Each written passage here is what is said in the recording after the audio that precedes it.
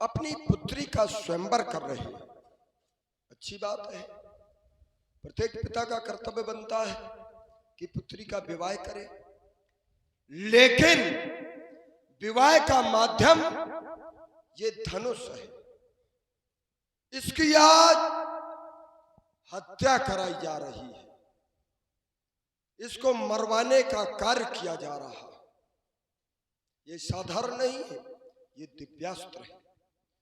और मैंने यहां तक जाना है कि 6 अधिकार विधाता के पास है, और उन अधिकारों को किसी भी व्यक्ति को प्राप्त करना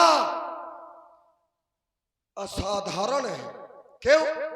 क्योंकि बाकी तो विधाता ने सब अधिकार मनुष्य को दे दिए, लेकिन केवल एक 6 अधिकार, हानि, लाभ, जीवन, मरण, यश, अपयश, कहां पर आपको हानि हो जाए, कहां पर आपको लाभ मिल जाए, कहां पर नया जीवन मिल जाए, और कहां पर आपकी मृत्यु हो जाए, कहां पर आप यश के पात्र बन जाए, और कहां पर आपका अपमान हो जाए। ये 6 विभाग ये विधाता के पास है, और शेष विभाग मानव के पास है। और उसमें जो मरण का विधान है ये विभाग विधाता के पास है। और जब विधाता के पास है तो ये मरवाने वाला काम ये राजा जनक को ये अधिकार किसने दे दिया है, बात ये समझ में नहीं आ रही है। और जब तक रावण के ये बात समझ में नहीं आएगी तब तक ये रावण इस धनुष खंड पर जो ये प्रतिज्ञा की है राजा जनक ने, इस प्रतिज्ञा पर प्रतिबंध लगाता है। और जब तक समुचित उत्तर इस रावण को नहीं मिल जाता तब तक कोई भी वीर नृपाल इस धनुष को तोड़ने की तो बात दूर, इसके पास भी आने का विचार ना करे, अन्यथा वो रावण के द्वारा वो दंड का पात्र होगा। सावधान, सावधान, सावधान। बहुत सुंदर। मैं जानता था कि अवश्य ही, क्योंकि जो अपने स्वभाव के वशीभूत होता है वो जल्दी से मानता नहीं। जो अपने स्वभाव के वशीभूत होता है वो मानता नहीं, उसको मनवाना पड़ता है। आए हैं, अपनी घोषणा कर दी, लेकिन इनकी बातें सुनकर बड़ी हंसी आ रही है, क्योंकि वह बात मुझे याद आती है कि कोयल की बानी में कौवा यदि बोलन लगे, कोयल की बानी में कौवा यदि बोलन लगे तो डेला लेके हाथ में वो खेत से ना भगाए जाए। लल्लू जी, कोयल की बानी में कौवा यदि बोले लगे तो डेला लेके हाथ से खेत से ना भगाए जाए। और कायर के माल खाए यदि सबही सूर होए तो फिर युद्ध स्थल में वीर इस तरह ना सताए जाए। यदि किसी कायर को बहुत माल खिलाया जाए तो वो तो कायर है तो कायर रहेगा, उसे चाहे आप युद्ध स्थल में भेज दें चाहे खेत में भेज दें, माल खिलाने का कोई मतलब नहीं होता। और वैश्या के पान खाए यदि देवता मगन होते तो ये मंदिरों में बागों में गीत गाना करवाए जाए। आप बोल रहे हैं, कोयल की तरह बोलने का प्रयास कर रहे हैं, लेकिन बोल नहीं पा रहे, चलकर मिलना चाहिए। वेदाध्यायी कंचन नगरी सम्राट कुलभूषण श्री दशानंद जी मिथिला में आज एकानन में जय जय भगवान शंकर की, जय जय भगवान शंकर की। बलपत्र बाण, जय जय श्री शंकर भगवान की।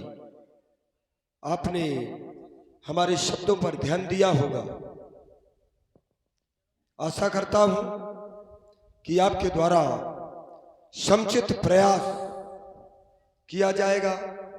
मैं उस उत्तर की अभिलाषा में हूं।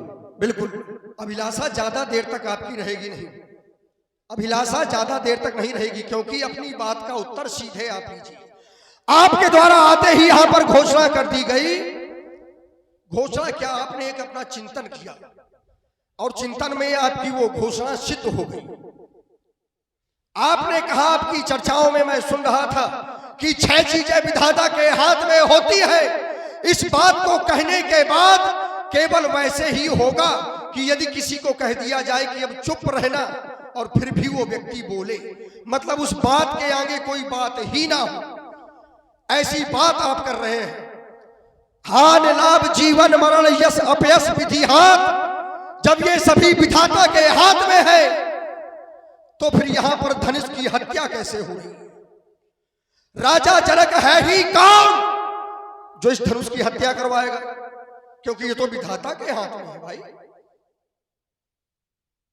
ये तो विधाता के हाथ में ही है। राजा जनक हो ही कौन सकता है इस धनुष की हत्या करवाने वाला? यदि विधाता के हाथ में है और विधाता जब चाहेंगे ये तभी टूटेंगे। हो गई बात। राजा जनक का इसमें कोई दोष नहीं। थोड़ी थोड़ी बात में, कारण कि हवा में गांठ ना बांधो, धरती से जुड़ करके बात करो। हवा में गांठ बांधोगे तो काम बनेगा नहीं। और ये भी समझ लो कि व्यक्तित्व है कौन सामने। यद्यपि ये गदिष्ट भोजन है, लेकिन यहां से सुपाच्य बना करके परोसने का प्रयास किया जाएगा। बलपुत्र बाण, मरना, अब जरा ध्यान देना, मरना ये सांसारिक नियम है। संसार में जो आया है उसे मरना पड़ेगा। बात वो स्वीकार करना, चाहे हम हो चाहे बाणासुर। हो सकता है कि हम बोल रहे हो, हमारी बात सही ना लगे, सही ना हो। बाणासुर बोल रहे हो सकता है उनकी बात सही ना हो, आपका कुछ अलग चिंतन हो। आपकी बात सही हो तो अपनी बात भी रख सकते हैं। ये अधिकार मेरे द्वारा आपको दिया जा रहा है। मरना ये संसार का नियम है, लेकिन मारना, क्या मारना भी संसार का नियम है? और ये मर आ रहे हैं कि इनको मरवाया जा रहा है। आप सभी सुधी समाज हैं, ये मर आ रहे हैं कि मरवाए जा रहे हैं। अल्प विराम, यात्रा करें।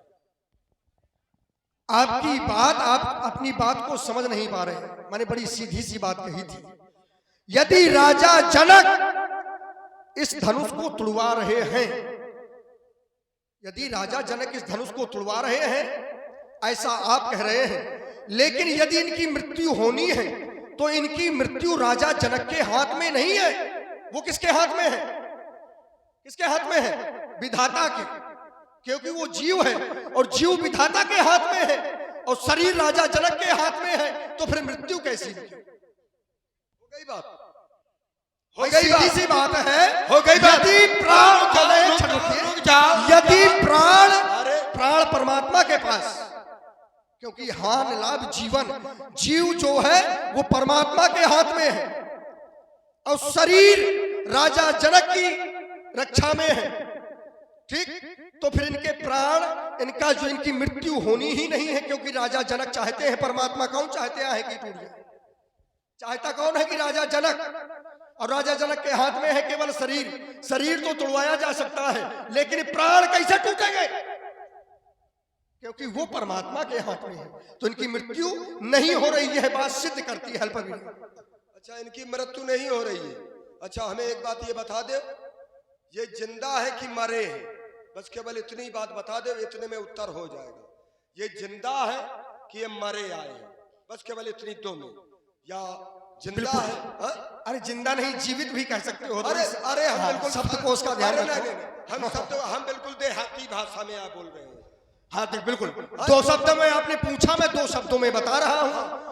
ये इस धनुष में अभी प्राण स्थित है, इस कारण ये अभी जीवित है। समझ में आया? समझ लिया? जीवित है। रुक जाइए, ये जीवित है, जिंदा है, समझ गए बात? हाँ। और राजा जनक क्या करवा रहे हैं? इनको तुड़वाया रहे हैं।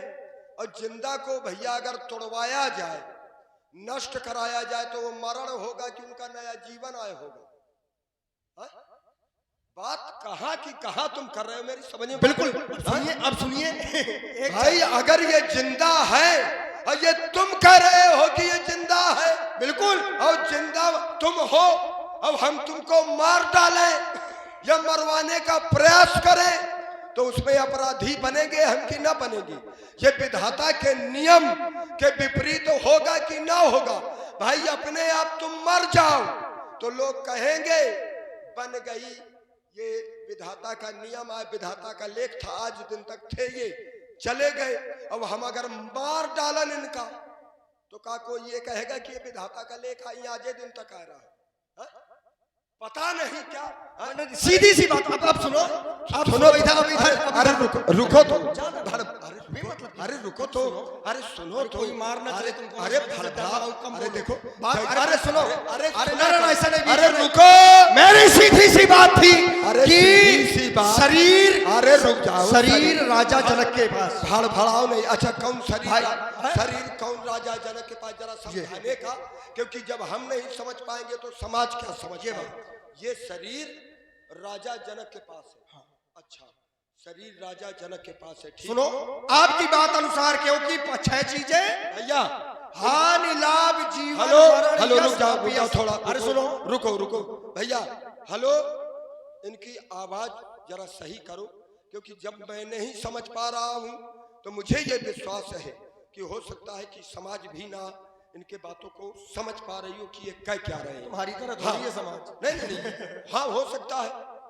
अब ये बताइए कि ये शरीर राजा जनक के पास है, मान गए हम कि हाँ राजा जनक के पास है, फिर अब सुनो, हाँ बड़े धैर्य से, बिल्कुल धैर्य से। हमारी केवल बातों की लड़ाई है, शास्त्रों की लड़ाई है। अब सुनो, मैंने कहा शरीर राजा जनक के पास, सब लोग देख रहे हैं कि ये धनुष कहाँ रखा है, मिथिला में है, मिथिला में, यानी राजा